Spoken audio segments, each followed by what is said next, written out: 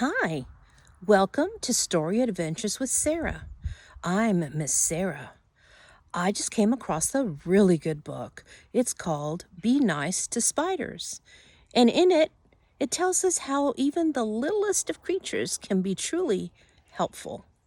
I hope you enjoy it. Come along, read with me or listen and let me know if you like it. Be Nice to Spiders by Margaret Bloy Graham. One morning, as the keeper of the zoo was about to unlock the gate, he noticed something on the steps. It was a matchbook with a note that read, "Please look after Helen.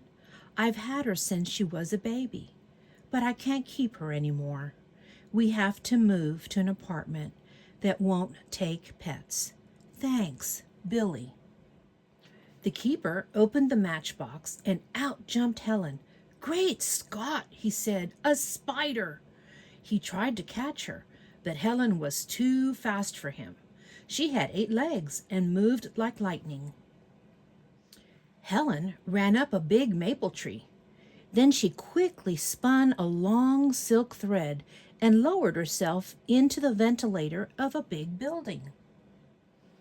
It was the lion house. There was a big old lion in one cage and a mother lion and her cubs in another. There were also lots of flies. They were buzzing in the lion's ears and crawling on their noses. The lions were annoyed, but Helen was delighted. She loved to eat flies. Right away, she set to work to catch them. She began by spinning a web with her silk threads. First, Helen spun the outside threads. Then she dropped straight down. Next, she spun lots of threads from the center to the outside. Then, she spun a little spiral in the middle. Finally, she spun a big spiral. This part of the web was very sticky. When Helen had finished, she sat in the center and waited. One by one, the flies got caught in the sticky part of the web, and one by one, Helen ate them. A week went by. Helen kept catching and eating flies until there were no more flies in the lion house. She had caught and eaten them all. Now the big old lion snoozed peacefully all day long. The mother lion licked her cubs and purred, and Helen was fat and satisfied. Next, Helen moved to the elephant house. There were lots of flies there too, and elephants don't like flies any better than lions do. In a week, Helen had caught all the flies in the elephant house. The mother elephant and her baby were happy and could once again enjoy a bath. Then Helen moved to the zebra house. Flies were crawling all over the zebras and driving them wild. As soon as Helen had caught all the flies there, the zebras were able to eat their hay in peace. Helen went from one building to another, spinning webs and eating up all the flies. The zoo became a peaceful place. All the animals were happy and contented. As for Helen, she was happy and contented too. It was a spider's paradise. One morning, the keeper blew his whistle 3 times. All the men came running, and the animals looked up to see what was going on. "Boys," said the keeper, "the mayor is coming to inspect the zoo this afternoon at 4. The animals look fine, but the cages sure need cleaning up. And don't forget to get rid of all those spider webs." "But Chief," said his assistant, scratching his head, "I thought spiders were supposed to be sort of useful." "Joe," said the keeper, "those webs make the place look a mess." "Okay, boys, get busy."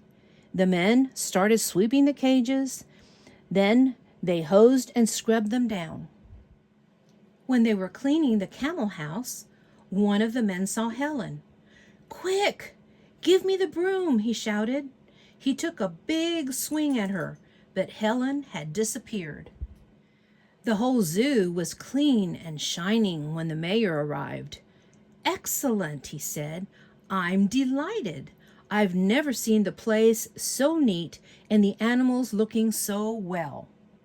Meanwhile, Helen was still in the camel house, hiding in a crack in the ceiling. As the days went by, she grew very hungry, but she didn't dare come out. The flies began coming back, and the camels were irritable again. At last, Helen became so hungry she couldn't stand it any longer. That night, when no one was around, she started spinning another web. From then on, Helen stayed in the camel house, catching flies. But she didn't dare go anywhere else, which was lucky for the camels. They were happy and contented again. But everywhere else in the zoo, it was a different story. It didn't take long for the flies to come back and bother all the other animals. The keeper went from cage to cage. "I can't understand it, Joe," he said. "When the mayor was here, the animals were in such good shape. Now look at them." "You're right, Chief," said Joe. "They sure look miserable." Their last stop was the camel house. "Why, the camels seem fine," said the keeper. "And there don't seem to be any flies in here," said Joe. They both looked around carefully. "Look, Chief," Joe shouted. "Now I know what's going on. See that spider up there? It's eating all the flies.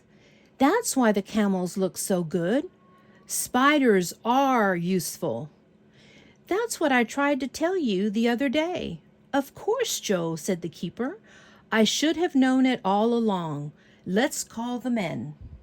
He blew his whistle and the men came running. "Boys," he said, "Joe has made a great discovery. Spiders are good for the zoo. They keep the flies from bothering the animals. They help us do our job. So, from now on, there's a new rule. Be nice to spiders." Soon the zoo became famous for its happy, healthy animals, and Helen was treated like a queen. One day, Helen's picture appeared on the front page of the paper. The headline read, "Local Zoo Named Best of Year. 3 cheers for Spider," says Keeper. That evening, the father of the little boy who had left Helen at the zoo said, "Billy, look at this." "Hey, it's my spider," Billy shouted. "It's Helen." "Well, well," said the father. "Instead of the zoo taking care of Helen, Helen seems to be taking care of the zoo." The next morning, Billy ran to the zoo. "I'm Billy," he said to the keeper. "I'm the one who brought you that spider. Hey, look, she's made an egg sac. I bet there'll be plenty of baby spiders soon." And Billy was right. A few days later, out of the egg sac came lots of little spiders. From then on, Helen and her children and all the animals in the zoo lived happily ever after.